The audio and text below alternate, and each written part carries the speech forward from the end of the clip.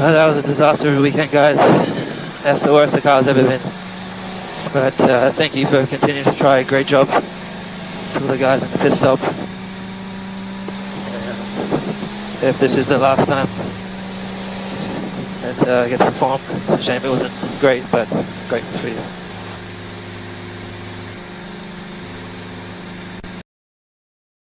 Oof, Ammar, this is what we've come to. That Lewis, after driving Senna's McLaren MP45A for the weekend and looking on an absolute high, ends the weekend with that on his cool down lap. You know, hinting that that's it. He's done. There's nothing more that he can provide at Mercedes. And we know that after the race as well, he just said, I'm just looking forward to Christmas. I just want this to be over. How bad of a season has this been, Ammar, that's where we're at right now? Yeah, this has been a pretty poor season, right? Considering you juxtapose his last season here with what Max is doing right now, which is it feels like a weird Oh, comical thing in some ways. And Max is doing, I mean, you could argue some things Lewis like really, in terms of, being great on the track. And Lewis is nowhere to be found. I mean, this is I'm not even sure how to diagnose what's happening there because I don't understand how you could have Russell qualifying on the first row and having being in the race lead, and had it not been for some bad pit stop strategy or some bad luck, maybe even winning this race to what Lewis was doing. Are they really genuinely driving two different cars? What are they doing that's so far apart where mm. Lewis seems to be falling off a map? But Chez, I think the upshot to Well, this really is yeah. that this is sort of how things end. They generally don't end very well. Like we'd all love to have storytell endings, and Lewis is certainly not done with his Formula One career. But his time at Mercedes is coming to a close with some very sort of kind of a bad taste in his mouth, and for even Mercedes too. I don't imagine that this is how they wanted to end. Yeah, it's pretty bad. Yeah, I mean, yeah, I take your point about this being the last season, but there have been other circumstances in the past where somebody that's leaving a team, even when it's known early on in the season, have done well. The classic example I think is Fernando Alonso in 2006, who won a championship and then went to McLaren, and Renault knew at the beginning of 2006 that he was leaving for McLaren at the end of the season. But I also agree with you that I think is the exception rather than the rule. But there are some threads to unpick here, and I do want to just try and lace this with some numbers, um, because remember that this trend of Lewis having poorer results in qualifying started at the change of the rule sets in 2022. And George Russell turned up at in that season as well. And if you look year on year, what seems to have happened is that George seems to be getting better and Lewis seems to be getting worse. So last season, actually, the head to head was 11 all, George versus Lewis, but the actual overall pace difference, and remember that I like to use super times, which gives you a percentage number. Last year, Lewis was on average 0.026% quicker than George over the course of the season in qualifying. That equates to about 200ths of a second over a 90-second lap. Whereas the head to head this season to date is 16.5 in George Russell's favour. So there's no way that Lewis is going to get back on terms. And in terms of the pace difference, this season is 0.208%.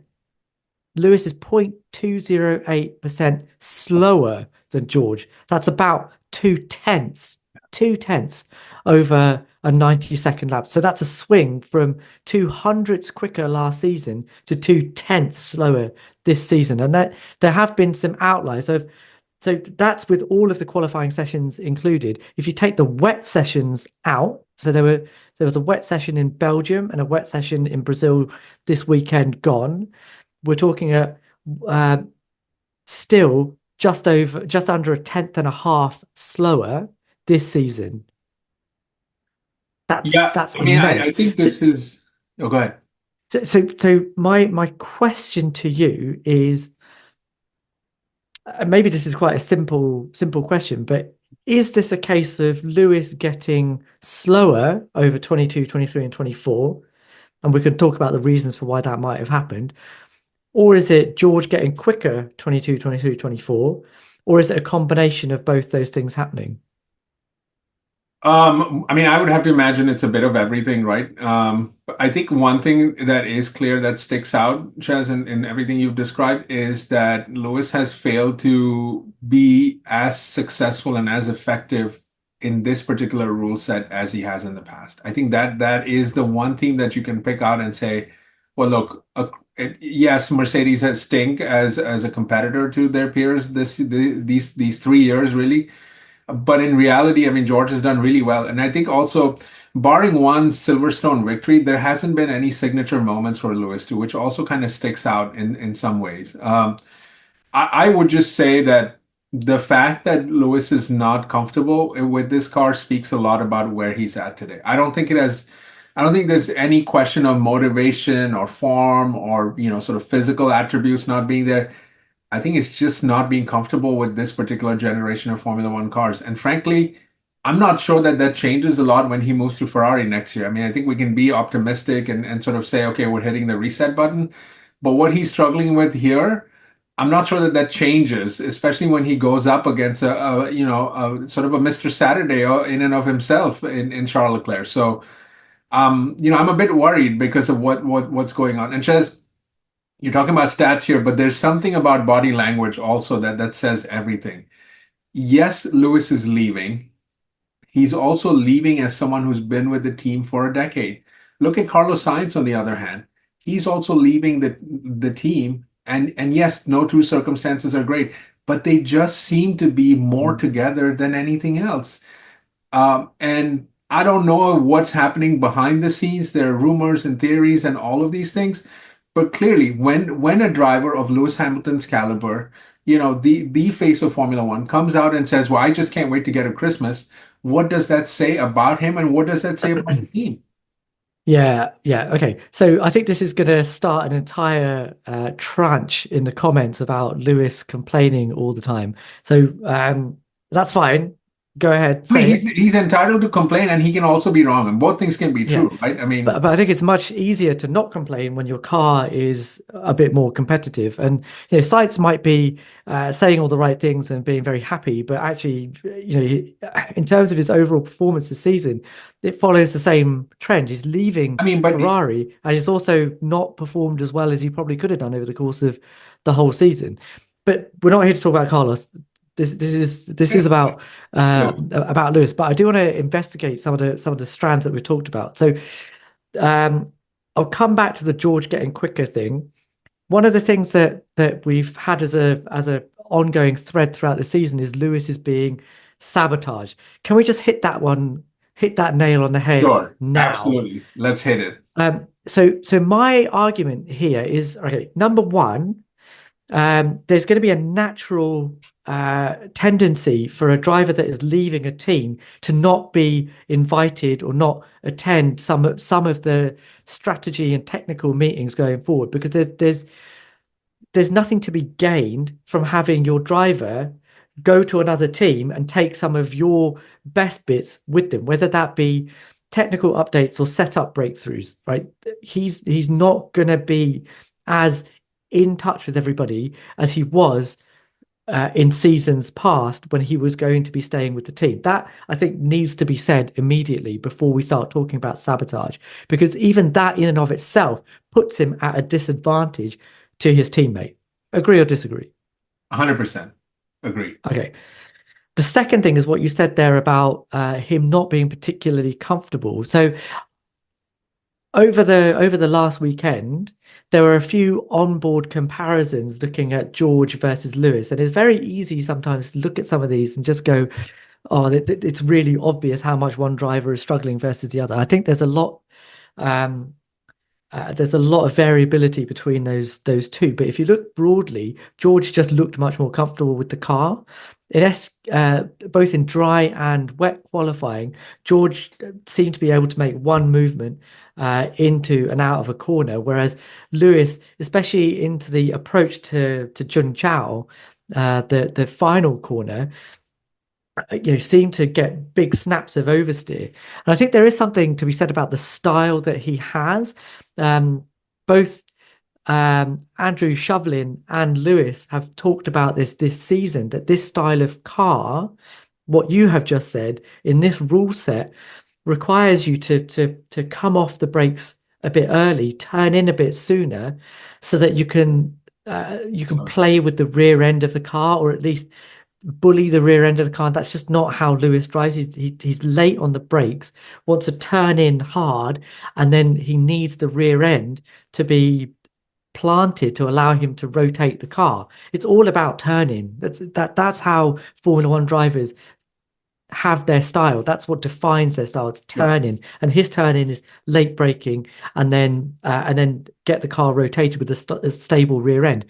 If you look back at what he did with the W11, that car that conquered everything in 2020, Mercedes were pursuing a long wheelbase philosophy that didn't allow the car to rotate, and he asked the engineers to think of a solution that allowed him to keep that rotation and still keep a stable rear end. It's something he has always wanted, and again this season he's talked about wanting to V the corner. Now I know other people in our comments have thought that is incorrect, but actually now Lewis himself has said that that's how he likes to drive the car, whereas George seems much more comfortable with that rear end. I still don't think he gets the absolute maximum out of this package, because it's very difficult to do that. But I think he gets more out of it than Lewis does, and it goes back to something that we have talked about in the past about raising the floor versus raising the ceiling.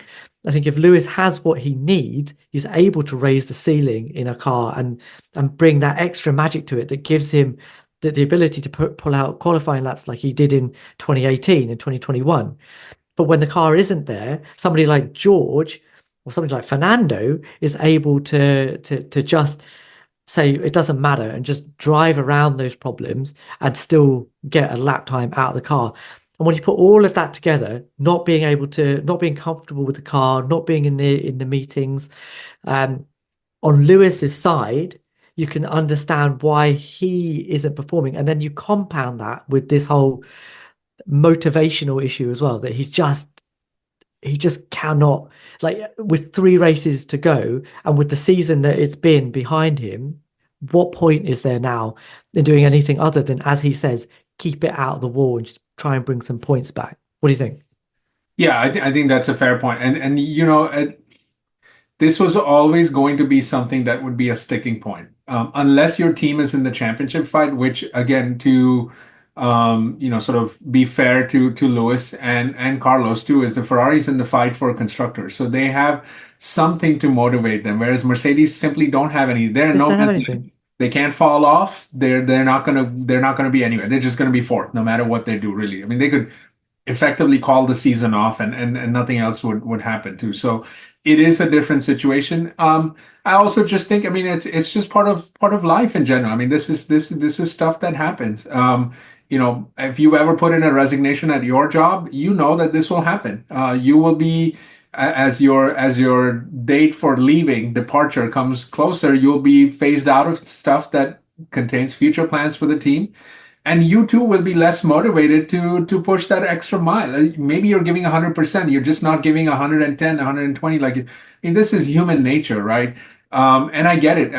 At the same time, I think there's something to be said about what you're seeing visually, right? Which is, I mean, the difference really this weekend, Shez, I hate to kind of say it, this was like Max versus Sergio difference, right? In terms of what George was being able to do It and was, what Lewis was yeah, being yeah, able to yeah. do. And you're right, mitigating factors, nuanced approach to sort of analyzing it, all in its right place. But you Mate, would that have was thought that no, the no. It cars would was be together, no. right? It was So it was so it there was it is was awful so in I in think the there's wet. enough for both of them. Yeah, go ahead. Yeah, I mean, in the wet, when you expect Lewis to step up and really bring the A game, he was 2% slower than George. I mean, that's It's a just not there. massive gap. Massive. Massive gap. That's massive. And But I mean, go ahead. Sorry. no, no, go on.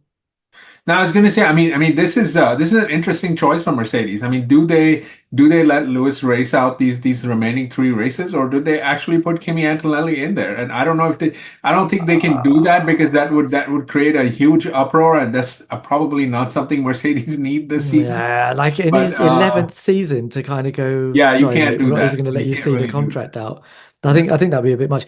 Okay, I want to very quickly look at the flip side to this, which is George, right? So George started off his life at Mercedes a little bit slower. So I think it was like 13, 10 or something in the Something like end that. It was pretty even, in 2022. Last year 11 all, and then this year, as we said, 16-5 to date. Um, so is that a case of Lewis demonstrably getting slower, or is there a case to say that actually George has got quicker over the course of that time? I Because think I have seen some commentary to say that essentially George is some kind of constant. He hasn't changed, and that Lewis is just getting slower and slower and slower in comparison to that. And I have to say there probably is a little bit of Lewis getting slower, but surely George is getting quicker. I think George is improving. I think the question is it's going to be hard to give a proper assessment on this, right? Because of the comparison, sort of Lewis, if you will, falling off the cliff, if that's the analogy that we want to use, for whatever reason. But also the fact that again, there's no other way to compare what George is doing. Like you cannot look. Mercedes have no rival next to them. Forget being in the lead or fighting for the lead Yeah, of the that's true. championship. They just don't have another team. Like if Aston Martin were neck and neck, you could say, okay, well, let's do a comparison between George and Fernando or whoever else. Like you can't really do that. So I think the analysis will be slightly incomplete. What I do think again you can go to is when performances like the one in Brazil come up, right? What you can say is George is definitely taking charge and he's preparing for next year, really. His goal isn't, and I think he said this too, he's learned everything he could from Lewis. He's used Lewis's data at times, right, to improve his own performances.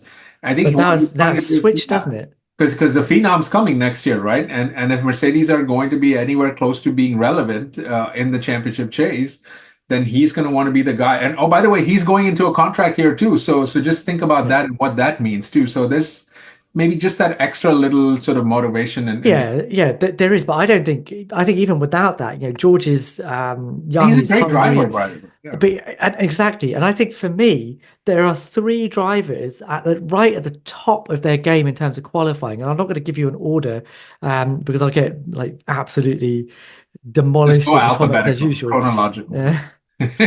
But which Last order? name. I'm going to go champion. I'm going to go championship order at the moment. But I think the top three in terms of qualifying are Max, Charles, and Oh George. yes, I think that's Right, easy. those are the three. And I think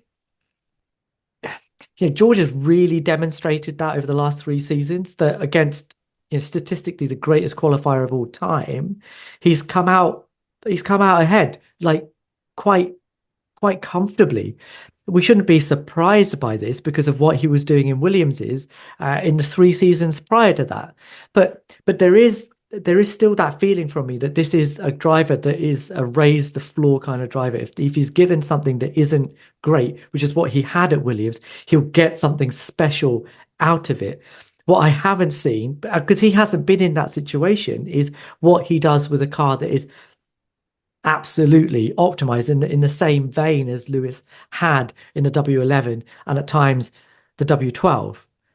Yeah, I think that's Yeah, sorry, go on. no. I think what you're saying is absolutely true, but I think it also kind of goes back to when the team doesn't know what they're doing with their car, then all of these things sort of get thrown out of the window a little bit. They get mucked up, right? To use Yeah, analogies. yeah, That's the problem. I mean, and that's the issue for George really is that the analysis will be incomplete, not by his own fault, but the fact that they're just nowhere there. And I mean, again, I think yeah.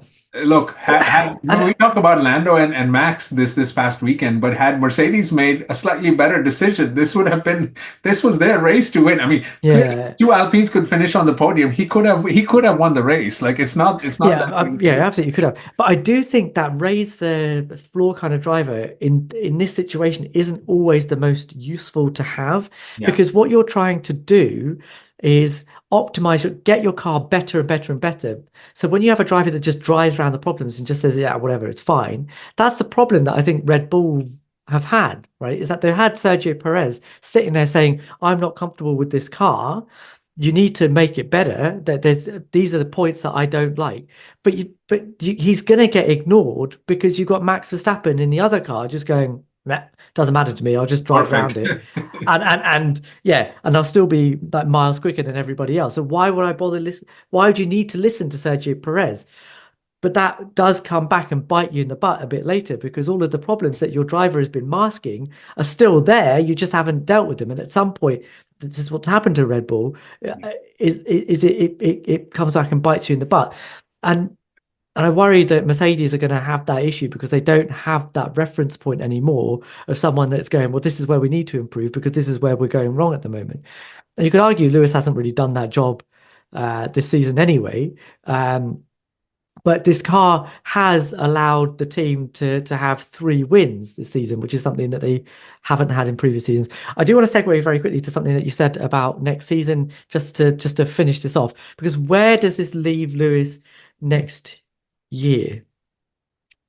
I think that this spells a little bit of trouble, and I know I'm going to say that, and all of you Lewis Hamilton fans and will come at me. Look, as a resident Ferrari guy, I just want to get this out there. I want my team to win, and I don't care if which driver wins the championship. I will say though, what Leclerc has done, I feel like he has earned his chances to win a title with Ferrari. He has given so much to the team, and they have given so much back to him.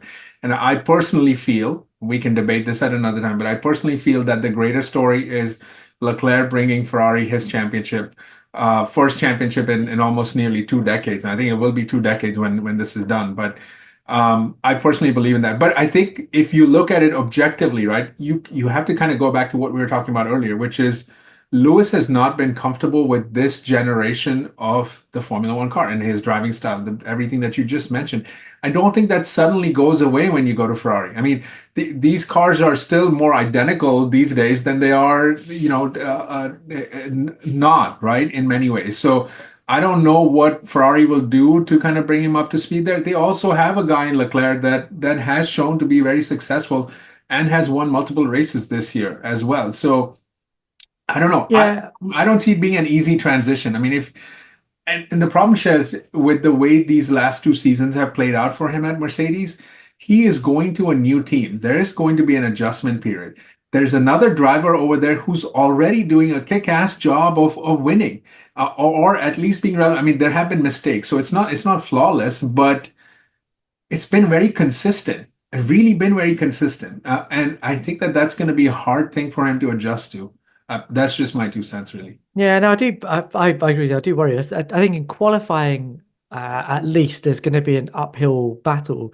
The there is a trend now that the drivers that are either happy with a loose rear end or induce a loose rear end, um, Max Verstappen, Charles Leclerc, respectively, are the ones that get the most out of these cars. And Leclerc, I think, has proven to be a raise the ceiling kind of driver and has become more and more the type of driver that is able to push his team to give him what he wants out of the car, which is why I think he went from being slightly behind Carlos Sainz at the beginning of this season, pushed for what he wanted, and then suddenly he's been on this run of qualifying victories. He's been unbelievably consistent. Um,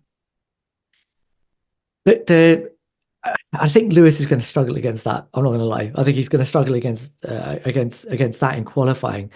What effect does that then have in the race? The thing is, in the race, Lewis may well still be the fastest over a race distance on the grid, but we're comparing that against George Russell at the moment, who I think is it still has a bit to come on that front.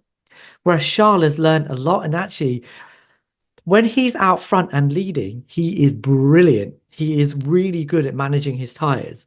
When he's behind somebody else, as you saw in Mexico, he's not that same level of tire preservation Isn't there? and race pace isn't It's quite also there. Baku, you could say that second stretch against Austria. Yeah, correct. And I don't know how much of that is a function of Characteristics of the the car. cars in this rule set. That that whole clear air is king, which is what McLaren have peddled for so long this season, and how much of it is just the Charles, but the fact that Lewis actually, even when he isn't in front of everybody else, is able to maintain a race pace that often means that despite their disparate qualifying results, the Mercedes in most races end up in the same place. Yeah. Tells you that Well, there's probably still something there that Lewis can fight back with. So perhaps that's the slight glimmer of hope that I, he I might have. I also want to add that the interpersonal team dynamics in terms of a championship chase next year, these teams that are going for it will have to, particularly McLaren and Ferrari, if current form is to be held, they're going to have to start making those decisions very quickly because one thing that Red Bull has got going is they're supporting one driver only, right? That makes things so much more clear. And I think teams like Ferrari and McLaren, if there's takeaways from this season, they're going to have to pick a driver very quickly in this championship chase because of how we've seen, things happen. Even in a 24 race calendar where you can sit back and say, wow, there's 24 races, we can make that up. We've learned this season that you cannot count on something to happen week in, week out and consistently. And there's that. So what that means for Lewis Hamilton is if he struggles initially, Ferrari are going to have to make some tough decision. I really fear what's going to Yeah, happen. maybe. I think this kind of Yeah, plays maybe. into that. And Yeah, look, the maybe. opposite could also happen where maybe it just clicks for Lewis and Ferrari, and then you're kind of the other way on this too. So who knows what that looks like? But Yeah, yeah, I I think agree. looking at where we're at today, it might be a little bit of a stretch to Yeah. think. So I think, I guess just to wrap this all up, I think what we're saying here is that there is a combination of multiple things. I'm going to cross Sabotage off the list immediately. They are Thank you. not getting different equipment. It's not that. But there are very real fundamental reasons why Lewis might be underperforming, George overperforming. And these are problems that I think might feed into what happens next season. And that means that the prediction that we made at the beginning of the season that that Lewis was going to steamroller Leclerc next season, that was my prediction anyway, the one that we came to a consensus on, um, Of course. may not be quite as ironclad. And on that bombshell, I think it's time to call it a day. As usual, please, if you haven't, please subscribe. We are getting closer and closer to 902 subscribers. Please subscribe. Help us out here. Please leave us a comment. What do you guys think? Is Lewis done? Is it all over? Is Ferrari just going to be a dog's dinner for him? Um, Leave us a comment. Let us know. We'll read all of them and we'll reply to as many as we possibly can. And we will see you guys shortly in the next one.